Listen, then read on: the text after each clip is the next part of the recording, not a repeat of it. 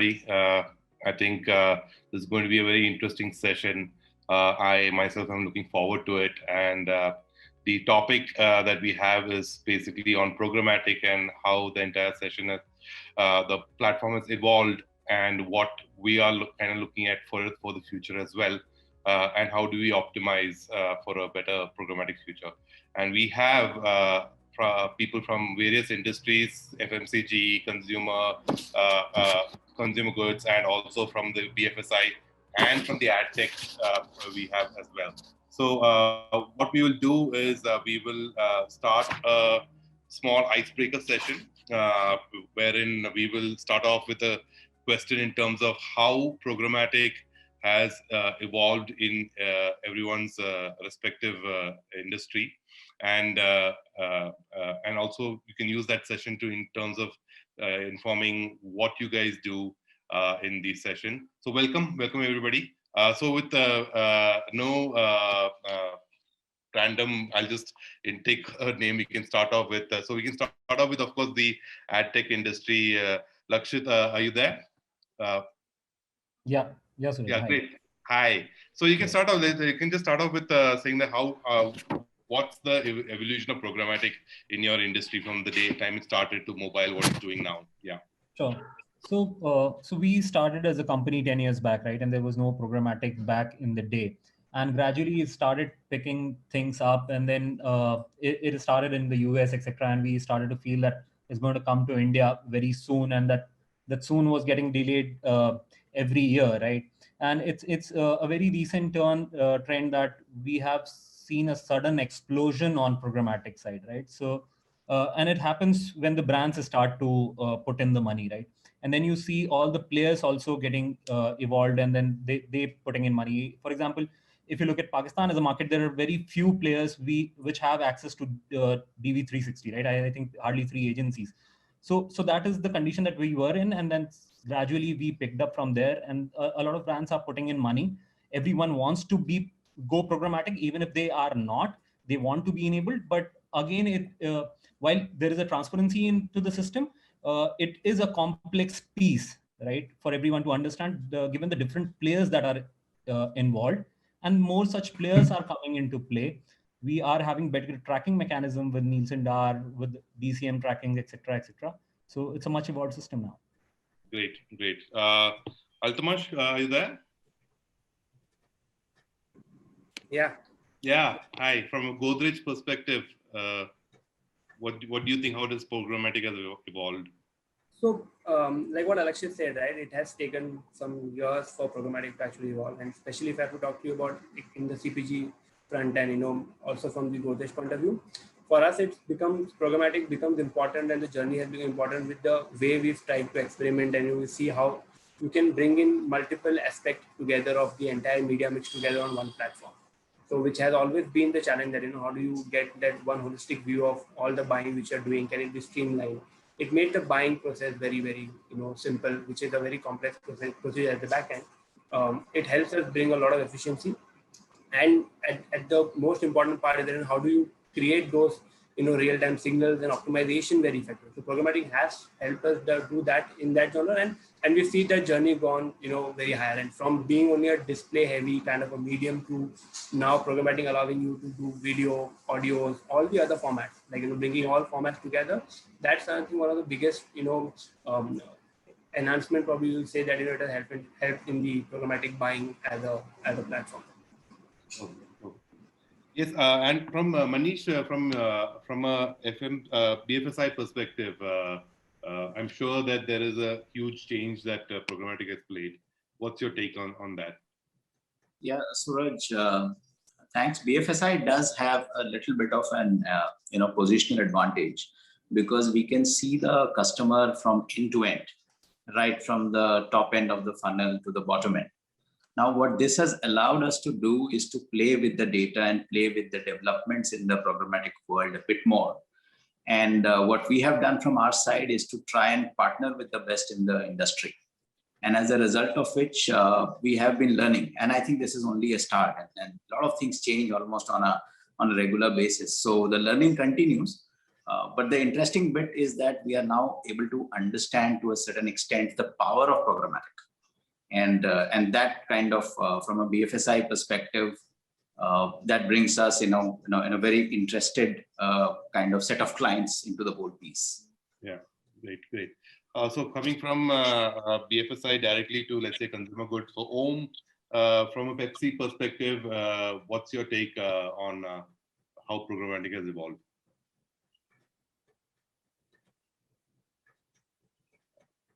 I'm not sure if he's there. Om, I think he's dropped. Priyanka's there. So Priyanka, what about you, again, from Colgate's FMCG's perspective? How has programmatic evolved? Yeah, so programmatic has evolved tremendously, for us as well. I mean, from a CPG perspective and for categories like us, and we've been increasingly focusing on it. I'd like to call out two big sort of use cases where we see it playing a role. One is we've started looking at it helps us to sort of play a role through the consumer journey, right? So and we sort of work through a consumer journey of, let's say, driving building awareness, consideration, purchase. It helps us to measure outcomes across these three. More specifically, importantly, on CNP, where I guess traditionally, when it was a very sort of TV-led world and a non-programmatic world, the focus was more on driving reach and awareness. So that's one big area of change where it is playing an increasing role. Second, if you look at our categories, our portfolios are mixed, right? We still continue to have brands, big brands, mainstream brands, which have massive reach, and huge consumption. I mean, we are present, we are present in millions and millions of households. Almost, let's say, the entire country is using us, right? So there is, of course, merit and value for us to use, mass mediums like television, which still continue to play a role. And I don't want to, in this panel, sort of, I want to bring to light the fact that there is still a role for mass media for CPG industry, right? While the topic is still programmatic. But on the other side, there are, what it is allowing us to do is there are niche benefits that we are able to now communicate and build through audiences, right? Niche brands. And this is helping us do those targeted, develop those targeted, benefits and brands in a much sharper way. And maybe I can talk you through some examples at a later stage once we sort of, hear from everybody else. So thank you. Thanks. We have Shashikhar as well. Are you there, Shashi? Yes. Hi. Yeah. Hi. Hi, hey. So again, from Reckitt's point of view, how has programmatic evolved for you and your brands in the company? Sure. Most of the things are already spoken, but I'll just try to sort of give you an evolution. So it started somewhere in 17 onwards, right, where when the proliferation of OTTs happened, right, because being a FMCG player, videos are extremely important, and how do you sort of with doing market penetration exercises, you need to ensure that the reach is maximized. So, till YouTube was there, honestly, things were pretty sorted, right? But the moment, the OTT started coming into the picture, it was very difficult to, even manage frequency at a very base problem level, right? So, so that is the time, when we started looking at programmatic video to begin with. And from there, we sort of, then started building on what Priyanka was talking about, a full funnel approach that is, from top funnel to mid and to bottom funnel. So I think it's been a great journey. And so we've been constantly maximizing our programmatic thing and minimizing the direct buys. So that's been the pretty much journey from, then to here. Yeah. Sure. Great. Thank you. Is Om there? I think Om is dropped off. I'm not sure if it's come back in. Okay, great. We'll anyway continue. And I think if there anyone in the audience have any particular questions, I think we can have a small Q&A session as well, where we can read out certain comments that might come up over there. Yeah. Great. So moving on. So I think that's wonderful in terms of understanding how programmatic has evolved in everyone's brands that they work with, and of course from an industry point of view as well. I think from a supply chain or from a complex structure, do you think advertisers are preferring to adopt this channel of media buying now more openly? I think this can go to Alakshit actually from from a publisher point of view or partner point of view, saying that, do you feel that programmatic has evolved into a much better in terms of adoption from advertisers and brands vis-a-vis what it was in the past? Definitely. So it has, right? And basically the complexity lies in the fact that there is transparency, right? So you are giving under the hood view to the end consumer. So for example, now Shashi would get to know who my publisher is, who the SSP is, what the exchange is, what is the DSP. So you are getting to know the entire stack. And then you are getting to know the all the partners which are playing a role in tracking, etc. as well, right? And then there are DMPs. So if you hear about it in one go, it looks like there are so many moving parts, but but the getting to know about those moving parts, you can now control your car better, right? You know when it breaks down, where it has exactly broken down, and that's what something that you have to fix. And that's exactly in line with what Priyanka and Shashi both were mentioning, right? That you have the full funnel view, right? So you know the top of the funnel, the bottom of the funnel, etc. So the complexity, it's there, but it is because of the fact that it is transparent. It's no more a black box. Yeah, great. Manish, anything from a BFSI perspective, from adoption of programmatic and the complexity? Because I know that, we all know that BFSI as a category also looks at performance as a big metric. And how does programmatic actually play a part in that part? Yeah, sure, Suraj. I think first let's start with the basics. I think in our old days, and what Priyanka was also very rightly mentioning, the old format media which still exists, we were, at one point in time getting, really worried about, look, channels have really been increasing, media has got fragmented, and there are 500 channels and so many publications. But simply in terms of the width of the media, X, whatever X was, and X was itself quite fragmented, X has become 100X. So many websites, so many apps, so many digital destinations. So simply the width has increased of the media. And then the second part of marketing and advertising is the content. So the content wise, today we are planning on audience, which means we are trying to give relevant content to the audience so that the audience is actually, finds it meaningful and it's in their interest. The audience definition, which used to be only say SEC A, B, C, D and A1 and then A2, and we were really worried about that. And now today N is equal to 1. So each and every person is a separate audience. So if you simply see if X has moved to 100X and Y has moved to 100Y, then simply the problem of X into Y has become 10,000X into Y. And this is just in a manner of speaking. So how do you handle such complexity? You can't handle it on a phone call basis or on an Excel sheet basis or anything. So it required a bit of a sophisticated engine to come in. And that's what the point Alakshit was also making, that you have to have various parts of it. In the first instance, it may look, wow, DMP itself is quite complex, and there's a DSP, and then there are so many different ways of bidding and all that. So it is complex, no doubt about it. It is quite complex. The good news is that the supply side of this handling this complexity has also been trying quite hard, and they have been trying to make things simple. So today, thanks to some of that part of the industry developing, while programmatic is complex, as a user, you don't find it so complex because there are partners around. There are agencies, there are publishers who are also playing around.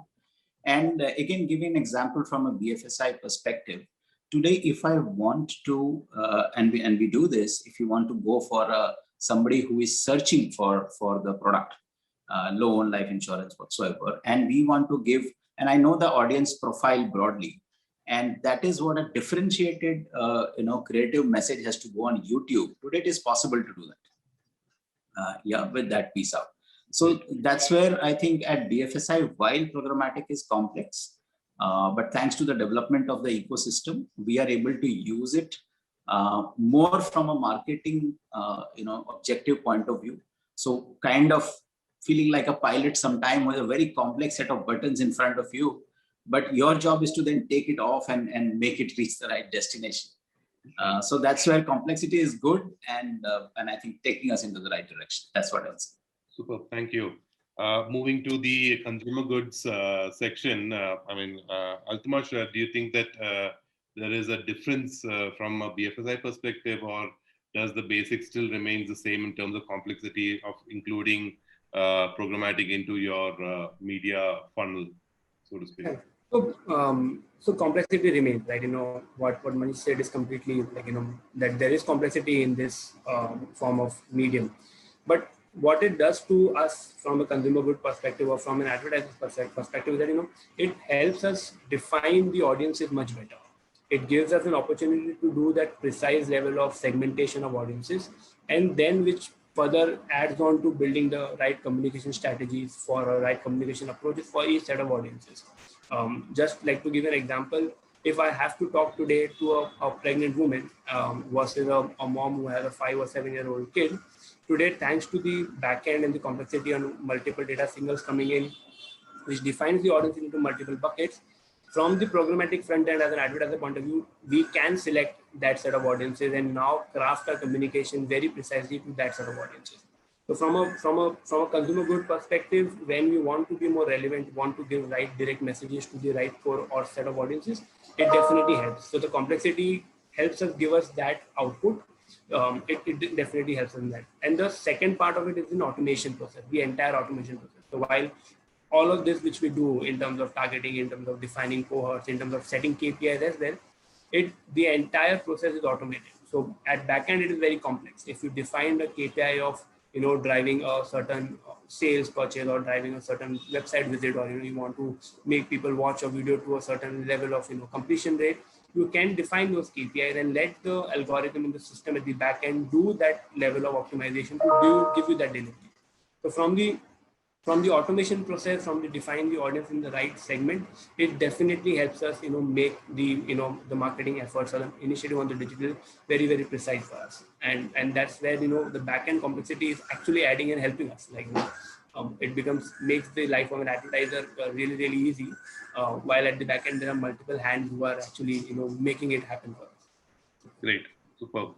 We'll stick with the same question, but a little bit for Priyanka's and Shashik's perspective. Priyanka, we can go with you in terms of, we know that for a fact that most of FMCG, when you look at a media plan, the objective would be, of course, mostly reach and awareness being the overall objective. How does programmatic, the entire complexity of that, does it feature in terms of the media mix? Is it there as a prominent part, or has the metric changed from your perspective? Is it still reach that we look at with programmatic, or is there anything else that goes down? Yeah. So like I was saying, right, it is helping us do the top, middle, and bottom funnel. And that is something what Shashi also sort of echoed. I think the shift is, we are becoming outcome based. I think the mindset is changing to KPIs. So while reach and, reach would be still an awareness. For awareness, you would still do reach frequency, and you would do that, you would want to look at a unified reach, use multiple platforms to deliver, a goal like that. When it comes to, let's say, consideration or middle to sort of purchase-led, funnels, there you would want, you can optimize for, different KPIs, whether it's interactions, whether it is, a call to action that you want to take. And I think that is the shift that programmatic is enabling us to do. I think the mindset is changing significantly from, a few KPIs and reach and awareness to KPIs across the funnel. And so that we are learning. I think we are all learning and evolving, so it'll be a learning journey throughout. But I think the focus, of KPIs is where it is making the most significant change. And of course, others have raised the point on audiences and the usefulness of getting segments. But I think at the end of it, what it is really enabling us to do, and what is very classic, advertising principle, was get the right message at the right time and the right moment. I think, earlier that was always, we wanted to do that, but there was never a solution to do that. Now we actually, through programmatic, can actually, deliver a solution like that. So the complexity is there. Of course, you need to have messaging like that. You need to segment a plan like that, and you need to deploy it like that. And then, of course, you need to measure outcomes. All of it is then, how is it working is all outcome based. But it all sort of helps to drive, I think, more tangible goals. And is making that mindset change for us. Super, great. Shashi, anything that you want to add to that, to Yeah. what we're saying from a consumer perspective? Sure.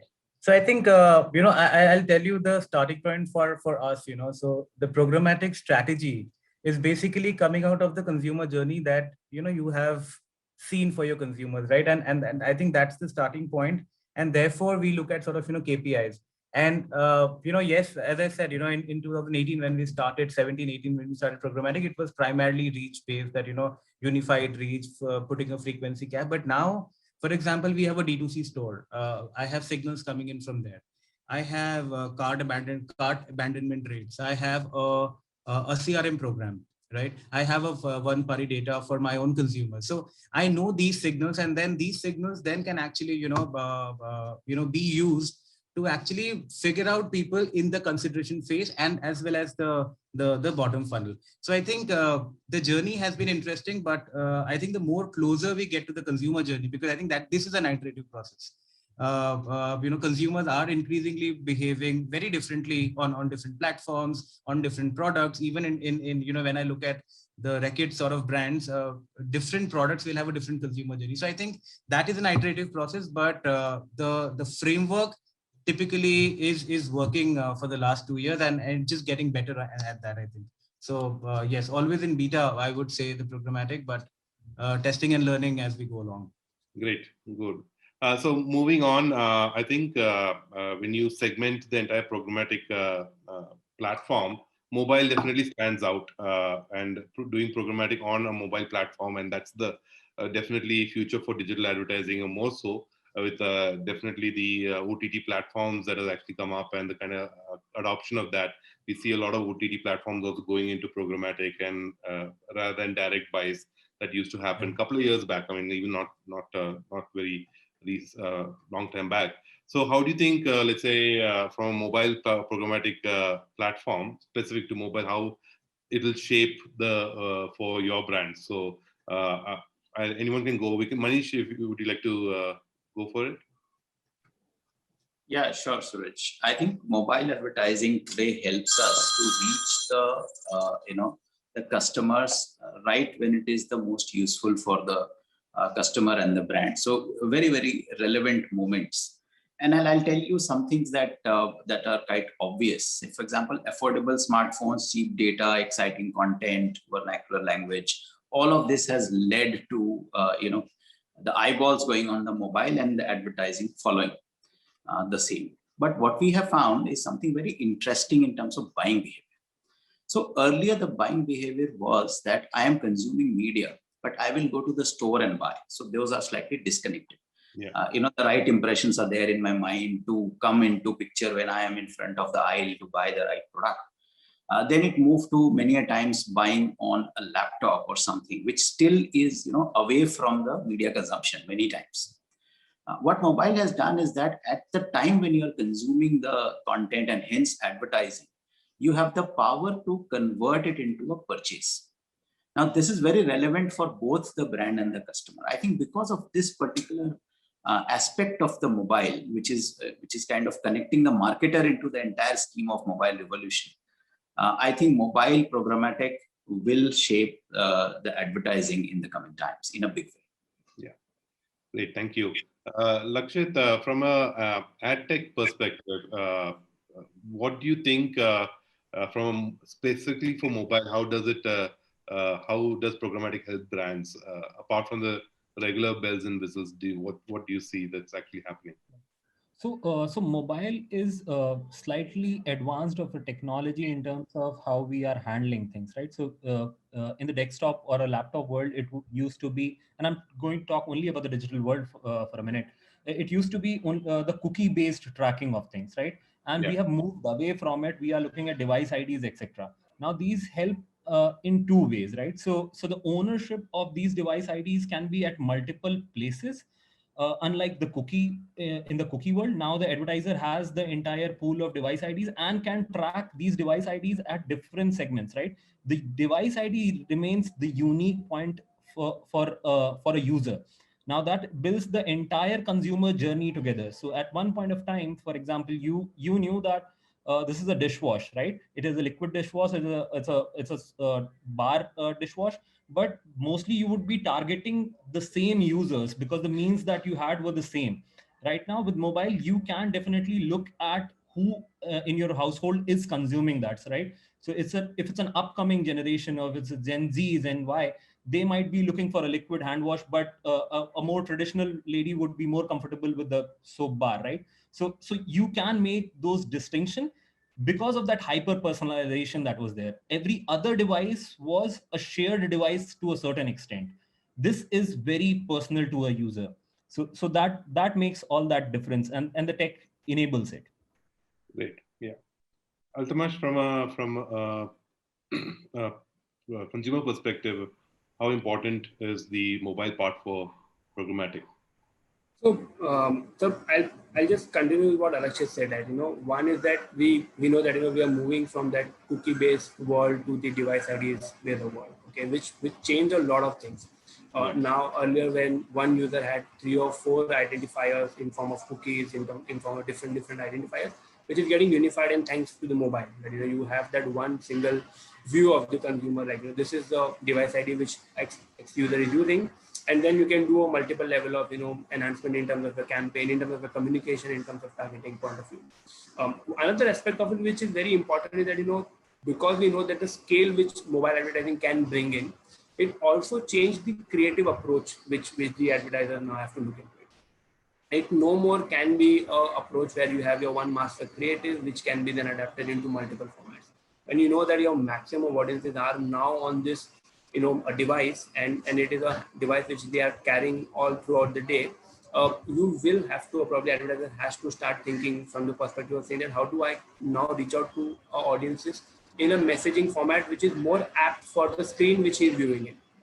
So be it the transformation which we have seen from the in terms of adaptation of creative from say being horizontal to vertical format. Now vertical has become a very important format. Like you have so many advertisers on programmatic buying that that people are consuming content on a vertical screen. Now that is, if that's an important input which you get from the world, you have to optimize the creative for that kind of viewing. So creative will play a very strong role along with the buying part of it, and definitely the one view moving from key-based to device IDs is what the biggest change which will continue and probably make our communications and our advertising efforts more and more precise. Great, thank you. I'll come to Priyanka and Shashi Shekhar in a bit. Om, are you there? I think you have just joined us. Yeah, hi, Suraj. So sincere apologies. I don't know why, but I was facing a tech issue while getting into a tech event. So, happens. Yeah. It happens to the best of us. So great. I thank you for joining us. It's really, we were just discussing certain parts in terms of how programmatic has evolved. And we were talking about right now the question in terms of in programmatic, how mobile is very, very important and how that game has changed for programmatic itself and for consumers and for brands. So I would like to know a little bit of your thoughts as well. Yeah, sure. I think the most interesting part of course, marketing is a very exciting profession, and I think digital is an even more exciting part of the marketing things that all of us do over here. And what makes digital more interesting is somewhere, what Gordon Moore said about in the Moore's law, that every 2 years the number of transistors in a dense circuit would keep doubling. Now that's what happens around us. So I was there in the beginning, and then I subsequently got locked out. Somebody was saying that 10 years back when programmatic had started in US, we were waiting when it would come to India. Yeah. And something similar we have seen all across in mobile telephony, like from 2G, we leapfrog to 4G. I think the same thing is happening in the programmatic ecosystem also. From desktop, we move to mobiles, kind of leapfrog, and leapfrog how. The beauty is that digital, when it started, and even now, it's a complex ecosystem, and any complex ecosystem would create its own challenges in terms of brand safety issues, ad fraud, and so many more things keep coming in. Viewability used to be a huge challenge, and you would hear that was the ad viewable, was it not viewable? There used to be a lot of debate and a lot of consternation between the agencies, the advertisers, and the publishers. Happen even now, but significantly reduced. I think a lot of credit for that goes to mobile programmatic, because what happens on mobile is that most of the inventories that you serve on are in the in-app environment, and that brings a controlled environment where you can control a lot of stuff. Even the publisher has a better control. So quite a few problems which used to plague programmatic advertising earlier, that's getting solved largely because of mobile getting more and more prevalent, and as a device or as a medium where ads are getting served. So definitely mobile programmatic has solved a lot of problems, and I see going further, this would create even better systems, processes, and controls for the digital advertising. Great, thank you. Priyanka, so I think a couple of questions back you briefly touched upon in terms of how programmatic helped in the top, middle, and bottom funnel. Would you be able to give certain examples in terms of how does it give value for Colgate-Palmolive in terms of the ads that you do? Well, value, like I said, it's a learning process, right? And it's iterative, and we are continuously understanding the value of it. Like I said, in terms of tapping into the consumer journey, firstly, we are sort of looking at a consumer journey throughout. And what I think mobile has enabled it, I mean, firstly, see, mobile has been the heart of digital adoption in India. So, everything that is sort of overall for programmatic is equally important for mobile. But I mean, 3-4 areas where it sort of has made more of an impact is, one is, I guess, the device being with the person, right? An individual person. So, it's more personalization and scale. And also, you can actually, map a journey. You can connect with people through the day. So the ability to be able to do that through this, the signals that we get is one big sort of a thing for us. And the journey can start anywhere, right? It's somebody can go onto an e-commerce platform and get aware about a product, and then just go and buy it straight away, which is a simple sort of funnel to close. Whereas the journey could be as long as somebody seeing it on TV, going and searching for it, and then looking at maybe needing 3 to 4 more connections before deciding to buy. So I think that's the use case that that's where we see the future to be, and how good are we at tapping into this, through getting the right signals, getting the right messaging, and then looking for the right KPIs. Of course, the end goal for all businesses is to drive brand health and drive business. So if you ask me what is the North Star of KPIs, we are constantly trying to look at what could be the intervening metrics, which finally help us get to the overall sort of brand metrics. And I guess additionally, the signals that you get from mobile are richer. So over time, we will see more and more of these sort of, more and more abilities to target. And the other thing would be, the app ecosystem that mobile allows for, and therefore the possibilities for us to actually create owned sort of assets on mobile, which can further be our owned assets, which can become more a one-to-one engagement with the communities that we create, or the audiences that we really want to engage with.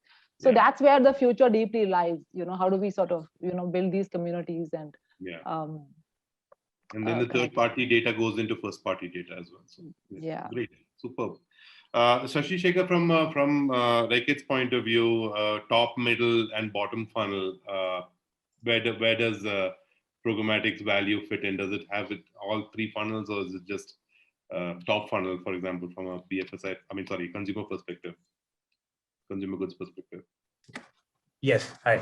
So, as I said, since since we started doing D2C, shops of our own, that actually gave us a lot of, understanding of the funnel, because we've all worked with, e-com partners. We don't get data, right? The only way to sort of, get data is to sort of, have your own shop. And as I said, the signals, the either it is a D2C signal, either it is, people browsing your cart or buying certain things, or they are repeat buyers, or for example, a CRM program, which is a more strategic kind of a long-term, engagement with, for example, the one we run is for new and expecting mothers. Now, they actually give you a lot of rich signals. And I think for us, especially with mobile, I think the device ID is the boon, honestly, right? How do you create your own first party data? I think these are interesting use cases that we have been seeing. And basis that we can actually look at. So for example, if it's an awareness campaign, we will look at a broader funnel. The idea for us is to sort of, how do you keep pushing people from the top to middle to bottom funnel, right? And the KPI is pretty simple. The KPI is that, for each, so yes, it is sales at the end of the day, but also, for example, for each reach or consideration, we are also looking at individual KPIs at that function, right? So for example, engagement becomes a bigger function for me in the consideration phase, not so much of reach, because I've already pushed them, from top to middle. So from there, I need to just, give it a push, either it's a coupon code, this, that, and that's how sort of, it slows down. So I feel programmatic with mobile is definitely important. And also when I look at the transacting audience, 7 on 10 people are from mobile. Yeah. From my industry, right? And but yes, definitely, because you need to see, for example, moment you think mobile, you can't put a 20-second TVC or a 30-second TVC on the platforms, right? So there is a very different way of looking at what kind of content repurposing you would do, what are the formats which are best working, and a lot of tools like a Nielsen DAR or Om spoke about viewability. I think that is the metric with which we look at the reports, and we are able to sort of pick and choose or prioritize certain publishers basis who's giving a higher VCPM, lower VCPM, etc. So I think that those are the tools we use to stay on track, I'd say. Super, great. Again, staying with this top, middle, and bottom funnel, wanted to just get Manish's point of view from a BFSI perspective, because I know for a fact I've managed quite a lot of BFSI clients wherein we programmatic pretty much was always the bottom part of the funnel for a very long time, but I think over a period of time that has evolved. But from ICICI's perspective, has that changed, Manish? Or is it still at the bottom funnel wherein we look at end result for ICICI? No, it has changed quite a bit. And as I think Priyanka was mentioning, it's a learning journey for all of us. So yes, bottom funnel takes the first instance because that's the best place to see the value. And programmatic is actually helping us deliver value to the customer, depending on where the customer also is in the equation. Right. Again, I'll start with the bottom funnel because that's the most easy to understand. And there also there is progress that has happened. So somebody who is on a buying journey and is kind of dropping off at a particular place, a customized creative or a video of 3-5 second or 6 second can be delivered to this customer to help him or her make the decision, in a good way. And that is something where the value gets delivered. But the definition of value changes when it comes to the middle and the top funnel, because somebody who is exploring, is slightly engaging, that person may not be definitely is not going to buy. So providing the right content for this kind of a customer is where we have migrated to the middle funnel as well. And the top funnel, I think, is more about the choice, the reach, the consideration, where the fundamental to some of the programmatic work is the audience profiling. And today, as I think Alakshit was saying, the device ID, the geographical ID, in many cases, it's also kind of a different ways to say not only similar audience, but also similar income audience, for example. So even at the top of the funnel, income, geography, device, time of the day, etc., allows you to reach the different kind of customers to drive the fundamentals of brand awareness and consideration. So BFSI has definitely moved rather from the top to the bottom. It is moving from bottom to the top. Top now, yeah, great. But value today is getting delivered at all fronts. Super. Altamash, moving on to the next question in terms of, we'll start with you from an offline and online data sources that is there. So how does it help or enhance programmatic and the ROI perspective of programmatic when you get data that is there from offline sources as well and from online sources as well? Is that definitely, data, especially any form of data, it definitely helps you to get into and do a much deeper and a better analysis. But especially from the offline perspective, any consumer data which is, say, a PII level data or personal information about the user, which you can tap in from your offline sources, be it, say, on-pack have a QR code on pack where you can get some information about the user who's purchased your product. There's a gold mine. Like, you know that this is the XYZ people who have actually purchased my product now. And those kind of offline data from your CRM teams, from your research teams, where you know that these are your purchase audiences, it makes a huge impact. And especially when we look at from the Godrej point of view, we have been tapping into and collecting a lot of this first party data which are at a PII level. And with our own internal DMP setup and enrichment setup, we try to analyze and see where are these audiences actually doing, what are the other cohorts, other relevance, building affinities which we can tap into. Like, is there other segments which we can actually tap into? Like, just to give an example, like, when we looked at only the data of Goodnight Gold Flash data, where, our maximum PG which we cater to are female mothers who we talk to.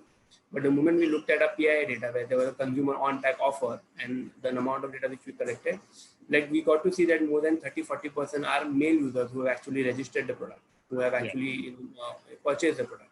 And that gives us a very different perspective of saying that how do we now talk to fathers as well? While mothers are important, but how do we talk to fathers now? What are other segments and affinities which will help us, build reach or, have more relevance building for our brand?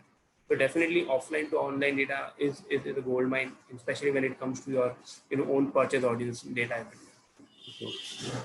Om, from a Pepsi's perspective, because I know that there is a huge amount, same like for Colgate as well, there's a huge amount of offline data that is lying there, and which from an agency point of view and from a marketing point of view, we all use. But are you able to integrate that to online data and from a programmatic perspective and bring some kind of ROI output from a programmatic perspective? Is there anything that you can share on that? Yeah, I think data, be it offline or online, data itself is an extremely powerful weapon. The challenges which emerge for an FMCG player is unlike someone who's in BFSI or maybe telecom, where consumers come and give their data to you, rather than we are on the other end of the spectrum where consumers are extremely reserved when it comes to sharing their data with us, because there's no reason. Once you want me to drink a cold drink now, and chalo swag sammy bana diya, but that's it. Yeah, don't ask me for my mobile number, right, or my email ID. Sorry, that's of no use to you, and I don't want to share it with you. So, but what we also realized is that there are two parts to it. One, as Altamash was also talking about, is that one is insights. That when you know your consumers, for that you need some bit of PII, and there it helps.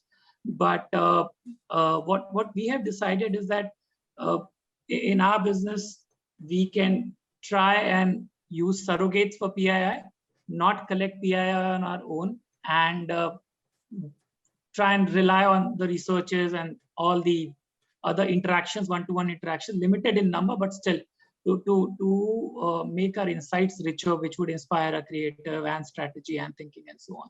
But when it comes to media, what we have been trying to do is to build data, first-party data, which is not PII but still personal information.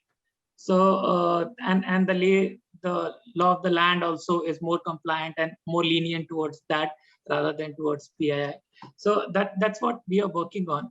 We definitely see a very, very strong case for building first party data, and it has to feed into the programmatic trading setup, where it would bring its own use cases. One of the biggest use cases which I think all of us have been trying to crack here is that all of us want to build incremental reach. We don't want to show our ad for the 18th time on YouTube to the same consumer. We want that second consumer to watch that 18th impression which is going. And that in a market like India, which is heavily fragmented, where every other day there is a new OTT coming in and claiming to have 25, 50, 30, 100 million consumers. How do you plan? How do you try and make sure that across the platforms you are not getting into catering to duplicated audiences, but trying to get unique reach? That's where this kind of a setup, if you've got data to go with you can definitely try and target them on one-to-one basis. And for that, building your own data is very important. That's why, in Gurgaon, we have this BYOB, bring your own booze, but it's like BYOD, bring your own data. Sorry, boss, nobody is going to give you. Nobody is willing to partner with the data. So it's a journey that one has to embark upon. Every organization has to embark upon, and the sooner you start, the better. Great. Superb. So just taking from there, Alakshit, from InMobi's perspective, are you as a product, is it able to much more easier now to integrate multiple data sets, which is either offline and online for a better output or ROI from a programmatic perspective? Sure. So for us, the offline and online slightly is different, right? So for a brand, it might be what happens in the store and what kind of PII they can collect. We totally rely on digital sources for all that, right? That doesn't mean that we do not try to capture the offline data. Location is a very strong signal, right?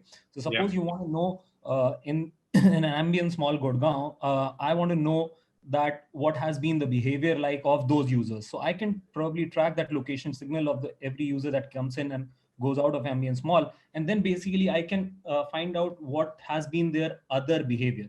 So the offline to online mapping for me happens in that certain fashion, right?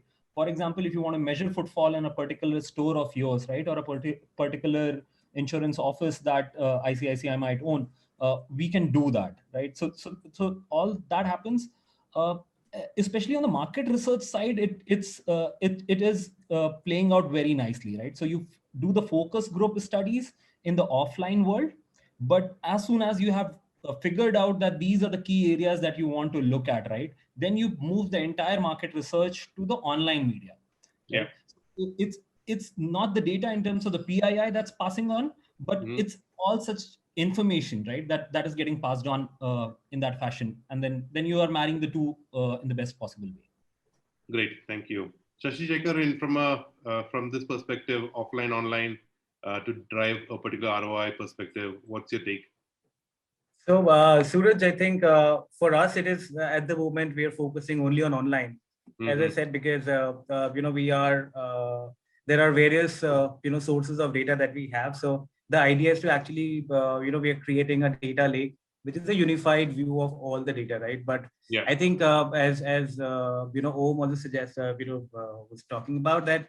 See, the online offline sources, for us also, because we do not have even our offline shops, they are all fragmented.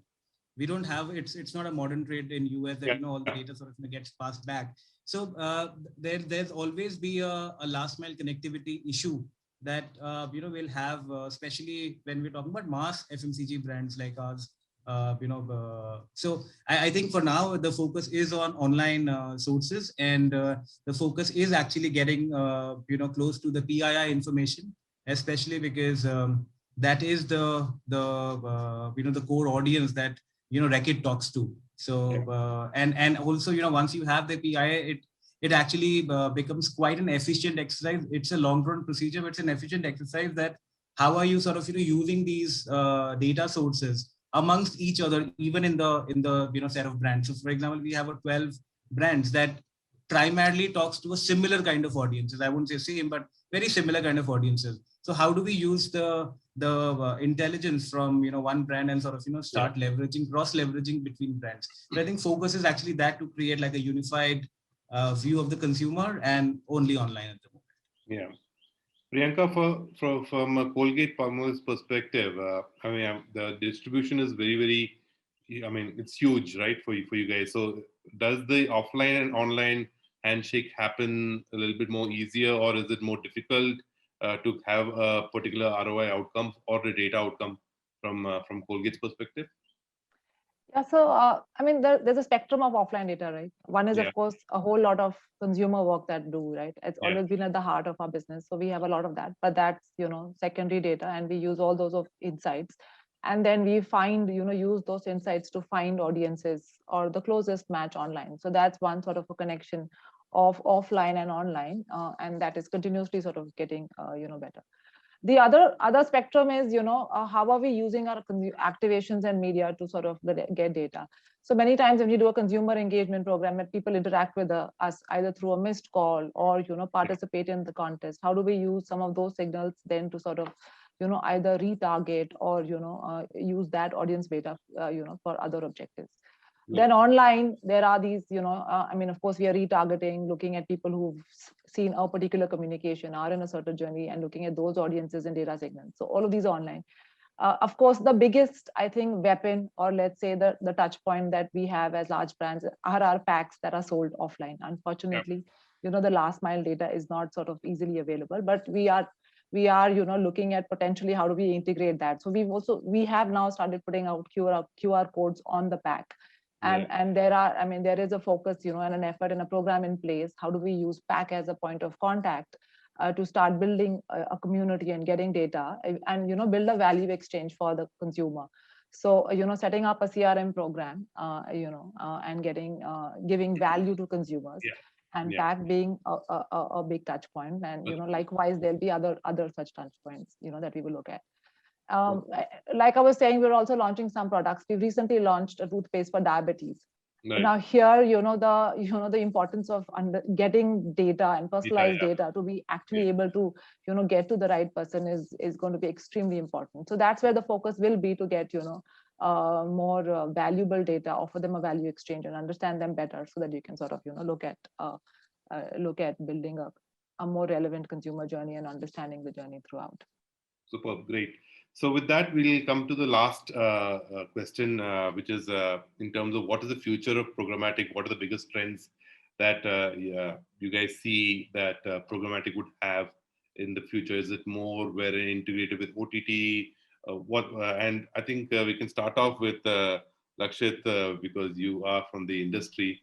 We would like to hear from you first, in terms of what is the future of programmatic from a trends perspective, what we can see maybe a couple of months or a year down the line.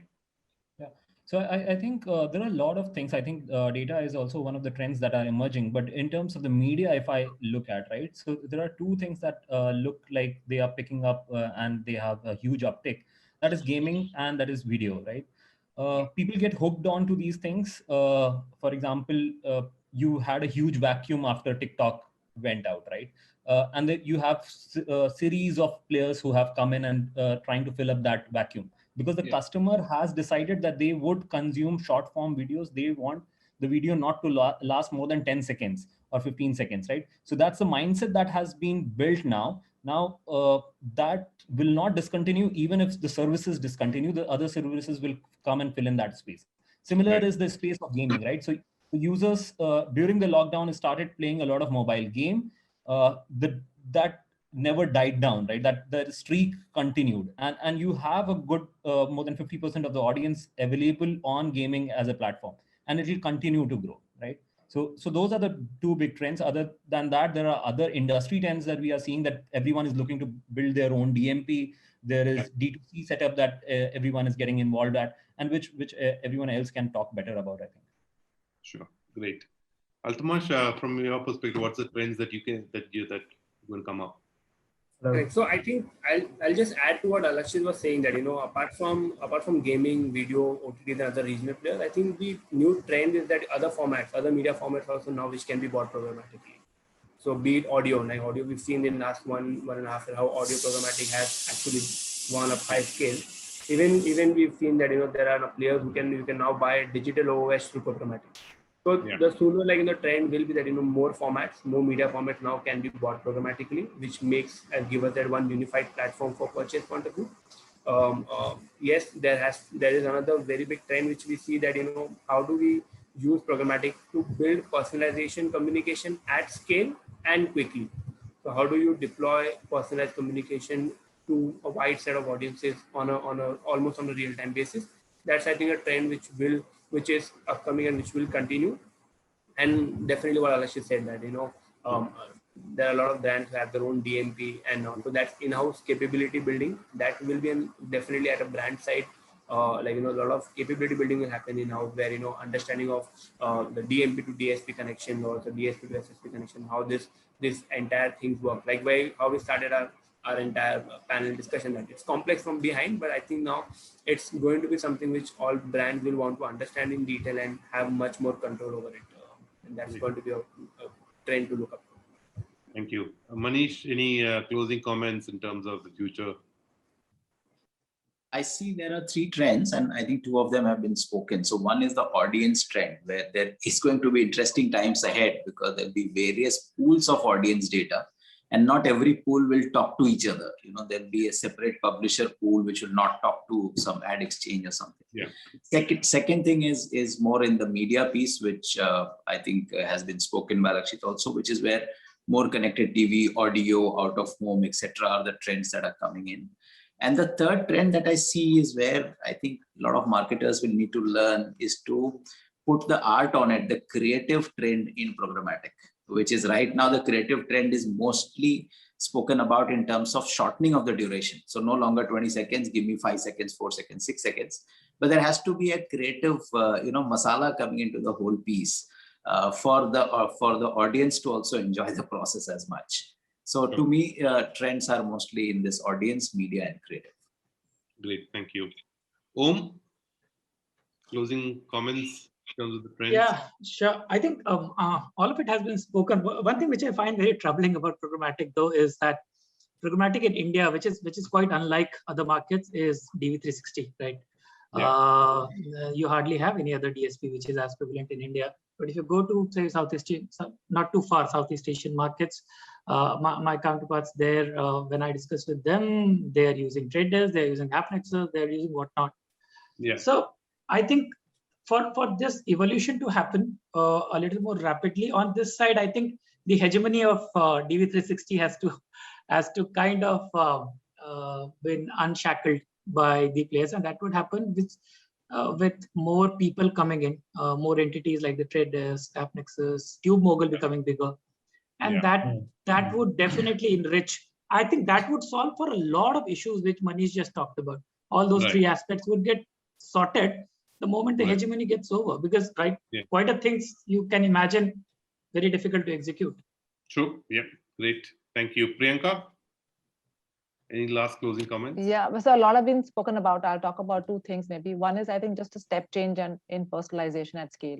I mean, I think what is the future is, actually people getting different messages. It's not about, and how do you sort of, excel in the art of doing that, because people will only want relevant and personalized, experiences. That's one. Second, I think more from our lens is, how do we, commerce is a big channel for us to get data, and help us across the funnel. So e-commerce and commerce, and there are now e-commerce players who are, who have launched their DSPs. So a scaling up of that and actually, using that to help us, complete the funnel are areas, I think, where we will see a lot more action. Yeah, great. Thank you. Shashi, last closing comments in terms of the future. Yeah, so I think I can speak about the CPG industry because the way that the things are moving, especially with the phasing out of the cookies, right? So I think increasingly people are gonna invest in creating their own data capabilities in-house. That's one that I'll see, and of course mass personalization. Priyanka kind of spoke of, and personalization at scale is really the key. The last one, which is partly solved by programmatic, is how do you see a unified funnel, right? Now, because there are different ecosystems. For example, there will be some advertising happening on the Amazon, right? That's a separate funnel. There is a separate funnel that the brand digital marketing will do. That's a separate funnel. So how do you actually look at a unified funnel is by actually having a common denominator of or a common data lake. So as to find, and so that you are able to find those consumers and look at a mapping outside. So I think a unified funnel is something that is, I think, very critical because most of the companies do not have a holistic view of the data. Especially they have like 2-3 different funnels to look at, but not really like one. Especially and talking about only FMCGs, not where most of the bottom funnel happens. But here, as I said, it's most of consideration reach, But I think that's where I feel the real synergies has to come, and programmatic has a big and a huge role to play there. Superb, great. Thank you so much. We have a couple of questions from the audience. I'll just read it out and I'll point it out to some of you. So I think one of them asked, saying that how do you tackle ad fraud, fake impressions, and viewability on digital? I will direct that to Alakshit from a product perspective, because we guys from ad and consumer perspective know quite a bit, but from a product perspective, what's InMobi is doing for these for this question that is there: fraud, impression, fake impressions. Sure. So viewability, etc. So it's a viewability and in target, etc. I'll keep it in one bucket, and I would keep the fraud in a very different bucket, right? So viewability, etc. is being solved for. At times, how we are deploying the ad and how the measurability tools are measuring it, there can be certain amount of disconnect in that. So we have to come together and solve for those things. So those get sorted. And as far as I speak about InMobi, we are doing 90% over viewability in the mode and IAS measurements, right? But fraud is a very different game, right? It's a cat and mouse game that we play, right? So if you are getting to know that there is fraud, that's also a very good enough position to be in, right? Otherwise, you would not have known that there is fraud and it's going all over the places. It's about the same, the crime rate going up or down in a city, right? So do you take it as a good thing or do you take it as a bad thing? Yeah. Great, thank you. The next question is, as FMCG brand, everyone is your audience. How do you segment audience for programmatic buying? Anyone can go for it. Priyanka, I think yours one of the brands that everybody uses. So like I had said that, we have mainstream brands and then we have brands that are, that are for specific benefits. So the segmentation is, based on brand and brand objectives. For example, we have a whitening toothpaste. Like I said, we're launching a Colgate for diabetes. We're launching a, toothpaste for kids. When you look at kids, we're trying to look at, you need different kinds of toothpaste across, age groups, for toddlers, for 2 to 4, 5 to 6. So here, we would want to look for audiences or mothers, who are in the relevant sets. So it is, for different brands and segments. I think the journey or the change is that for mainstream brands, I think targeting is still more broad-based. Yep. Whereas there are huge opportunities emerging for, building either premium segments or smaller segments or more sort of, a niche. Or for like segments. The new brand, for diabetic. Or things that appeal to, a certain audience, and therefore how do you sort of segment for that? Yeah, superb, great. And the final question, I think, I just want to add an example to what Priyanka was saying, that, even from Godrej's perspective, home insecticide, we have 2 big brands, Goodnight, who is also mosquito repellent, and Hit, which is also into a mosquito solution. And from us, it also becomes very important that, we differentiate our audiences basis what brand, which audiences speak to. And one of the ways which helps us do is that, we don't want to reach out to pregnant women and moms with infants and toddlers with a product as Kala Hit. So if we can identify that set of audiences where, we don't want to, have that kind of product being advertised to them, we can differentiate that. And those becomes a core set of audiences where we want to talk to them with Goodnight and the most natural and other range of product which is safe for around kids. So that's how programmatically we are able to also differentiate. I'll just give that example. Thank you. I really appreciate it. Great. And I think one of the final questions is, do you see programmatic will become the norm for digital media? Will everything, all digital media planning and buying, will it happen through programmatic?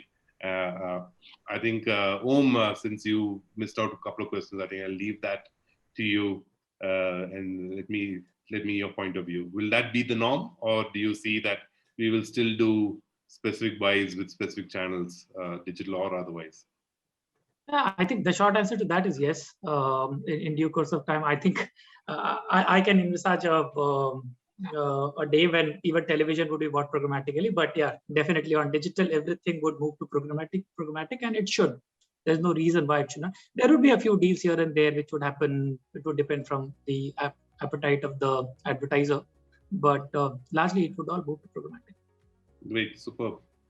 So thank you so much, everybody. I think we had a great time. I really had an amazing time talking to everybody. And I think I'm sure the users and everybody there, we are live on YouTube as well. I really appreciate your time and effort. And if you need anything, I think you guys can get in touch with us on LinkedIn. So I shall see you. Thank you so much. Well done. I think very well. Thank you.